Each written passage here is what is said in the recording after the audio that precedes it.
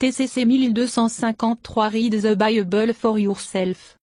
Read the Bible for yourself. Lire la Bible pour toi-même. Cher Père, nous te disons merci pour cette opportunité et la proportion de regarder dans ta parole. Nous invitons l'enseignant de l'Église, le Saint-Esprit d'accomplir son ministère comme nous nous assemblons. Seigneur, nous te demandons d'oindre la parole qui sort de ma bouche pour qu'elle trouve des racines dans les cœurs de toute personne qui va l'écouter. Père, je te prie pour l'illumination, la révélation, la compréhension dans la pensée de tous ceux qui vont l'écouter. Seigneur, je te remercie de m'avoir fait ministre du Nouveau Testament et je te dis merci pour le succès de ce message du fait que le Saint-Esprit est l'enseignant. Merci Seigneur, cela ne dépend pas de moi mais tout dépend de toi, et tu es fidèle. Nous te donnons la louange et te rendons grâce dans le nom de ton Fils Jésus-Christ. Amen. Gloire à Dieu. Nous allons commencer cette année comme nous l'avons fait ces dernières années, avec une série sur l'importance de la lecture de la Bible. Ce sujet est d'une importance vitale pour un certain nombre de raisons. Considérez-en une. Nous vivons à la fin de cet âge, et la seconde venue de Jésus-Christ approche. Quand Jésus était sur la terre, il a dit à ses disciples que les années précédant son retour seront de plus en plus chaotiques. Jésus a prévenu que l'illégalité va abonder et qu'il y aura une tromperie religieuse généralisée, avec de faux Christ et de faux prophètes qui trompent beaucoup. Des événements qui provoquent une grande peur se produiront et culminer dans la tribulation comme rien que le monde n'ait jamais vu. Matthieu 24 versets 3 à 25. Luc 21 versets 25-28. Les informations consignées dans la Bible nous aideront à naviguer à travers le chaos, l'anarchie et la tromperie religieuse qui a déjà commencé, et continuera de s'aggraver. Cependant, beaucoup de chrétiens sincères luttent avec la lecture régulière de la Bible. Ils ne savent pas par où commencer. C'est ennuyeux. Ils ne comprennent pas ce qu'ils lisent et n'en tirent que très peu. Lorsqu'ils lisent, ils le font souvent de façon inefficace. Dans cette série, j'espère inspirer et motiver plus de gens à lire la Bible en expliquant ce qu'est la Bible et ce qu'elle fera ou ne fera pas pour vous. J'ai l'intention de vous montrer pourquoi nous pouvons faire confiance à l'information dans la Bible. Et, je vais vous donner des instructions pratiques sur la façon de lire efficacement. La Bible est la révélation de Dieu à l'humanité. Cela ne signifie pas que lorsque vous lirez, vous aurez des expériences mystiques ou des téléchargements surnaturels du ciel. Dieu se révèle lui-même dans la Bible en donnant des informations sur sa nature et son caractère, sa volonté et ses œuvres, ses desseins et ses plans. La Bible révèle que Dieu a créé les êtres humains pour qu'ils deviennent ses fils et ses filles par la foi en lui. Et il fit de la terre une maison pour lui-même et sa famille. Éphésiens 1 versets 4 à 5. Ésaïe 45 verset 18. La Bible nous dit aussi que l'humanité a choisi son indépendance de Dieu par le péché. Le péché n'a pas seulement endommagé la terre, il nous a rendus impropres à la famille de Dieu. Mais dans ses premières pages, la Bible promet la venue d'un Rédempteur, Jésus-Christ, qui répara les dégâts. Genèse 3 verset 15. Jésus est venu sur terre pour la première fois pour payer le prix du péché par sa mort sacrificielle sur la croix, et ouvrir la voie pour que l'humanité soit restaurée à la famille de Dieu par la foi en lui. Pierre 3 verset 18. Il reviendra pour restaurer la maison familiale, la terre, en la purifiant de tout péché, corruption et mort. Il établira son royaume éternel ici et vivra avec sa famille pour toujours. Apocalypse 21-22. La Bible nous donne une vue d'ensemble, le plan global de Dieu pour l'humanité. Quand on comprend ceci, la vue d'ensemble change votre perspective, ce qui affecte ensuite la façon dont vous traitez avec la vie. La Bible vous aide à voir que Dieu a un but pour votre vie. Dieu Tout-Puissant désire que vous deveniez son fils ou sa fille et que vous viviez ensuite dans une relation d'amour avec lui. La Bible vous donne de l'espoir qui vous aide à faire face à cette vie très difficile. Il nous assure que nous ne faisons que passer par ce monde dans son état actuel, et que le meilleur est encore à venir dans la vie après cette vie. Il nous persuade que notre Père nous fera passer jusqu'à ce qu'il nous fasse sortir. La Bible est en fait un livre difficile à lire, en partie parce que nous ne comprenons pas pourquoi les auteurs l'ont écrite, la culture dans laquelle elle a été écrite ou le style littéraire et les langues qu'ils ont utilisées. Commençons cette leçon par quelques déclarations de base sur le but et la structure de la Bible, ainsi que pourquoi les auteurs ont écrit. Le mot Bible vient d'un mot latin qui signifie livre. La Bible est en fait une collection de 66 livres et lettres, appelés épîtres. Les livres ont été écrits par plus de 40 auteurs, sur 3 continents différents, Asie, Afrique et Europe, sur une période de 1500 ans, 1400 avant Jésus-Christ à 100 après J.C. Pourtant, ces documents ont un thème cohérent. Ensemble, Il raconte l'histoire du désir de Dieu pour une famille et les efforts qu'il a déployés pour obtenir cette famille par Jésus. Chaque livre de la Bible ajoute ou fait avancer cette histoire d'une certaine manière. Le contenu de la Bible est d'environ 50% histoire, 25% prophétie et 25% instruction pour vivre. Cette collection de livres comporte deux grandes divisions, l'Ancien et le Nouveau Testament. L'Ancien Testament, 39 livres, a été écrit à l'origine en hébreu. C'est principalement l'histoire du peuple juif, Israël, le groupe de personnes dans lequel Jésus est né. Il indique et anticipe la venue de Jésus, avec beaucoup de prophéties sur lui, ainsi que des événements qui le préfigurent. Le Nouveau Testament, 27 livres, témoigne de la naissance de Jésus dans ce monde, de son ministère, de sa mort et de sa résurrection. Il a été écrit à l'origine en grec par des témoins oculaires de Jésus, ou proches associés de témoins oculaires, des hommes qui ont marché et parlé avec Jésus. Ils ont écrit sur les événements dont ils ont été témoins. Jean 1, 3, 2 Pierre 1, 16, Actes 4h19 à 20. La Bible est une révélation progressive. Elle révèle progressivement Jésus et le plan de Dieu pour sa famille, jusqu'à ce que nous ayons la révélation complète de Jésus et du plan donné dans le Nouveau Testament. Parce que le Nouveau Testament est un enregistrement des événements promis et prédits dans l'Ancien Testament est beaucoup plus facile à comprendre quand il est filtré à travers la lumière supérieure du Nouveau. Une lecture de la Bible réussie commence par comprendre le Nouveau Testament. La Bible est unique. Il n'y a pas d'autre livre comme lui, parce que c'est un livre de Dieu. Les hommes qui l'ont écrit ont été inspirés par Dieu, toutes les Écritures sont données par inspiration de Dieu. 2 Timothée 3 verset 16, KJV. Les Écritures proviennent d'un mot signifiant écrire. Les Écritures sont la parole écrite de Dieu, la Bible. Le mot grec traduit inspiration signifie respirer par Dieu. Un autre auteur du Nouveau Testament l'a dit ainsi, les auteurs ont été guidés par le Saint-Esprit lorsqu'ils l'ont écrit. 2 Pierre 1 verset 21. Les hommes n'étaient pas des robots. Ils utilisaient leurs propres expressions, mais Dieu les a providentiellement guidés d'une manière qui les a amenés à choisir des mots qui transmettaient sa vérité. Dieu Tout-Puissant veut être connu des hommes et des femmes qu'il a créés. Mais il est au-delà de notre compréhension. Dieu est transcendant, par-dessus tout, infini, pas de commencement ni de fin, et invisible, au-delà de la perception de nos sens physiques. S'il ne choisissait pas de se révéler à nous, nous pourrions ne le connaître pas. Mais il s'est révélé à nous par sa parole. Jésus est la révélation la plus claire et la plus complète de Dieu à l'humanité. Jésus est Dieu devenu pleinement homme sans cesser d'être pleinement Dieu. C'est le mystère de l'incarnation, Timothée 3 verset 16. Dieu a pris une nature humaine et a vécu comme un homme sur la terre pendant 33 ans, Philippiens 2 versets 5 à 7. Jean l'apôtre, un des premiers disciples de Jésus, qui a fait partie de son cercle intime et a écrit plusieurs documents du Nouveau Testament, dans le contexte de se référer à Jésus comme Dieu le Créateur, l'a appelé le Verbe fait chair. Jean 1 verset 1 à 3. Jean 1 verset 14.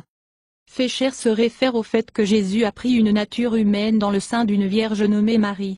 Le mot grec qui est traduit mot, logo, parmi les Grecs classiques dans la culture de cette époque, signifiait le principe qui tient l'univers ensemble. Paul l'apôtre, un autre témoin oculaire qui a écrit les 2 tiers des documents du Nouveau Testament, a également réalisé que Jésus était et est Dieu en chair humaine. Il a écrit, Jésus, est l'empreinte parfaite et très image de la nature, de Dieu, soutenant et maintenant et guidant et propulsant l'univers par sa puissante parole de puissance. Hébreux 1 verset 3, Bible amplifiée. Jésus est la parole vivante de Dieu révélée dans la parole écrite de Dieu. Jésus dit, les Écritures témoignent de moi, Jean 5, verset 39, KJV. La Bible a été écrite pour révéler Jésus et comment il accomplit le rétablissement complet de la famille de Dieu et du foyer familial par sa mort et résurrection. La Bible n'est pas un livre religieux écrit pour promouvoir les philosophies et les idées de son fondateur ou ses rêves et ses visions.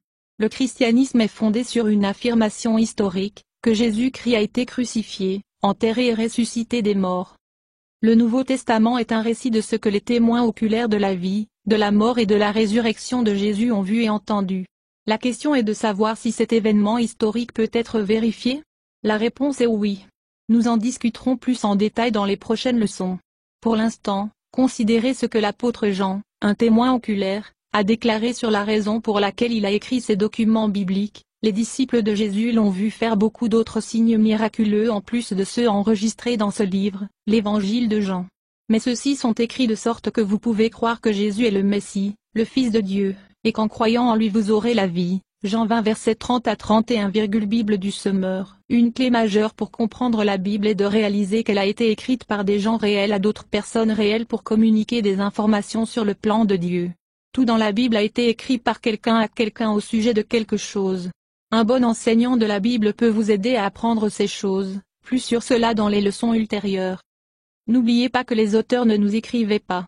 Ils écrivaient à des gens qu'ils connaissaient. Les versets de la Bible ne peuvent signifier quelque chose pour nous qu'ils n'auraient pas signifié aux lecteurs et auditeurs originaux. Les auteurs n'ont pas écrit en chapitres et versets.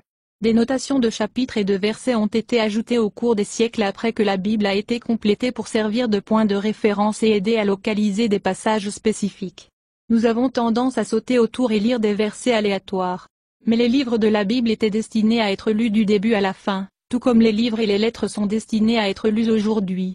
Si vous prenez un verset de son cadre original, lire seulement un verset ou deux, vous pouvez sérieusement mal l'interpréter.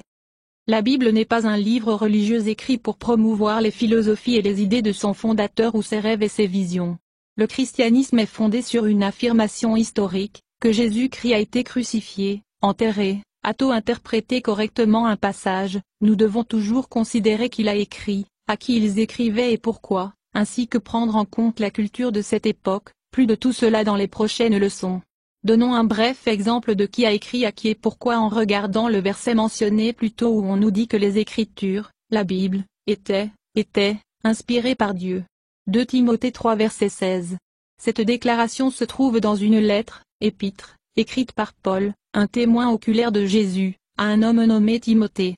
Timothée est devenu un croyant en Jésus par le ministère de Paul, quand Paul a visité une ville appelée Lystra, située dans ce qui est aujourd'hui la Turquie.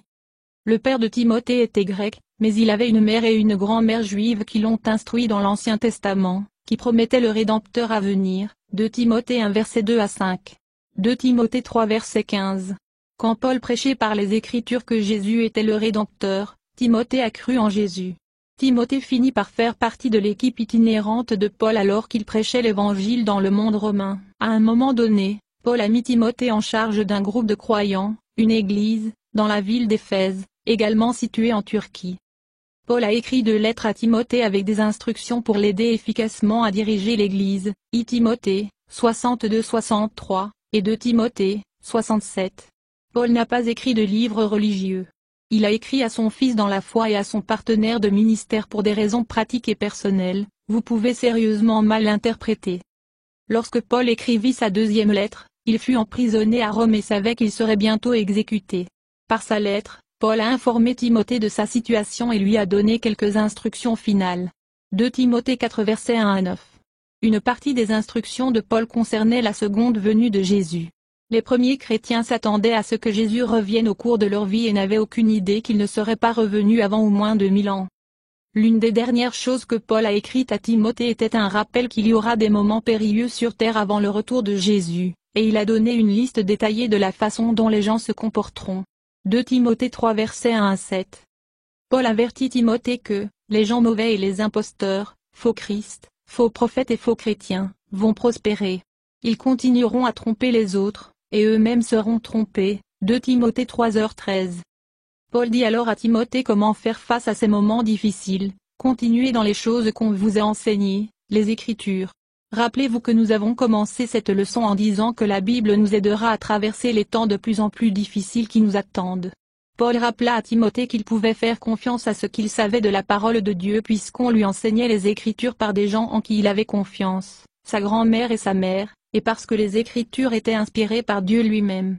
Paul a ensuite redit ce que les Écritures font pour ceux qui les lisent. 2 Timothée 3, versets 14 à 15, vous devez rester fidèles aux choses qui vous ont été enseignées. Vous savez qu'ils sont vrais, car vous savez que vous pouvez faire confiance à ceux qui vous ont enseigné. On vous a enseigné les saintes Écritures dès votre enfance, et elles vous ont donné la sagesse de recevoir le salut qui vient en faisant confiance à Jésus-Christ, NLT. 2 Timothée 3 versets 16 à 17, toutes les Écritures sont inspirées par Dieu et sont utiles pour nous enseigner ce qui est vrai et pour nous faire réaliser ce qui ne va pas dans notre vie. Il nous redresse et nous enseigne à faire ce qui est juste. C'est la façon de Dieu de nous préparer de toutes les manières pour chaque bonne chose que Dieu veut que nous fassions. NLT. La Bible révèle Jésus le Sauveur, et le salut qu'il fournit par sa mort et sa résurrection.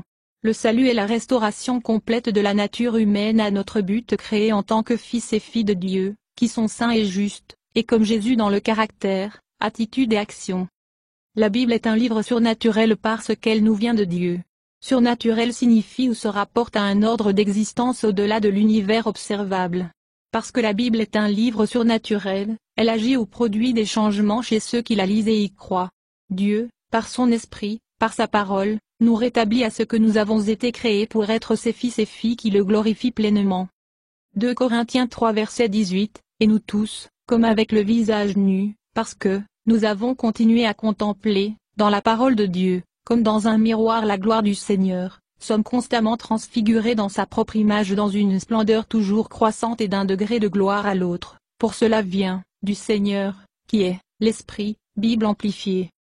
Thessaloniciens 2 verset 13. Exaltons-nous aussi, spécialement, remercions Dieu continuellement pour cela, que lorsque vous avez reçu le message de Dieu, que vous avez entendu, de nous, vous l'avez accueilli non pas comme la parole des simples hommes mais comme ce qu'elle est vraiment, la parole de Dieu, qui est effectivement à l'œuvre en vous qui croyez, exerçant sa puissance, surhumaine, dans ceux qui y adhèrent et y font confiance et s'y fient. Bible amplifiée. Jésus a comparé la Bible à la nourriture. L'homme ne vivra pas et ne sera pas soutenu par le pain seul, mais par chaque parole qui vient de la bouche de Dieu. Matthieu 4:4, Bible amplifiée. La Bible est comme de la nourriture dans le sens où vous devez l'absorber. Vous n'avez pas besoin de comprendre comment cela fonctionne en vous pour vous changer et vous transformer, mais vous devez le manger afin d'expérimenter ses effets. Vous le mangez en le lisant. C'est le système de lecture qui a fonctionné pour moi. Je mettrai de côté une période de 15 à 20 minutes chaque jour. J'ai commencé au début du premier livre du Nouveau Testament et lu autant que je le pouvais dans le temps qui m'était imparti. Je ne me suis pas arrêté pour chercher des mots ou m'inquiéter de ce que je ne comprenais pas. J'ai juste continué à lire. J'ai laissé un repère où je me suis arrêté et repris le lendemain. Je l'ai répété jusqu'à ce que je lise chaque livre. J'ai fait cela encore et encore, jusqu'à ce que je me sois familiarisé avec le Nouveau Testament. J'ai trouvé que la compréhension venait avec la familiarité. J'ai cherché des mots que je ne comprenais pas ou pris le temps de passer en revue les versets qui me semblaient remarquables. Mais je l'ai fait à d'autres moments que cette lecture spécifique. Nous vivons à la fin de cet âge et la tromperie est partout, tout comme Jésus l'a dit. Nous vivons à une époque où les soi-disant prophètes abondent, une époque où les gens prétendent qu'ils entrent et sortent du ciel à volonté, et peuvent vous apprendre à le faire aussi. Nous avons des églises qui professent être chrétiennes mais enseignent des doctrines qui sont complètement contraires à ce que Jésus a dit et fait. Comment savez-vous qui a raison? La Bible nous dit qui est Jésus, pourquoi nous sommes ici et où nous allons. Il nous montre la norme pour une vie sainte et juste et nous dit comment les fils et les filles de Dieu agissent. Les Écritures révèlent la vérité dans un âge de la tromperie où chacun a une idée différente de qui est Jésus et pourquoi il est venu sur terre. La Bible est notre protection contre la tromperie et notre guide quant à ce qui nous attend dans le monde. Mais elle ne vous aidera pas si vous ne savez pas ce qu'elle dit. S'il y a jamais eu un temps pour savoir par vous-même ce que la Bible dit, c'est maintenant. Au début de cette nouvelle année, je vous invite à devenir un lecteur régulier et systématique des Nouveaux Testaments. Vous serez une personne différente dans un an. Beaucoup plus la semaine prochaine. Laissez Jésus vous faire confiance à travers sa parole, la Bible. Merci Seigneur pour votre merveilleuse parole que tu as choisie pour que ça passe par moi. Merci Seigneur de choisir des fils et des filles d'être conformes à l'image de Jésus-Christ et d'être faits comme tes enfants en caractère et en puissance, pour tout ce qu'on entend. Que cette leçon puisse nous donner le désir de rechercher et de grandir en Jésus-Christ dans cet endroit. Seigneur, nous vous remercions et nous vous servons sur votre scène, notre désir c'est de demeurer en toi au nom de ton Fils Jésus-Christ. Amen. Louez le Seigneur, louez le Seigneur.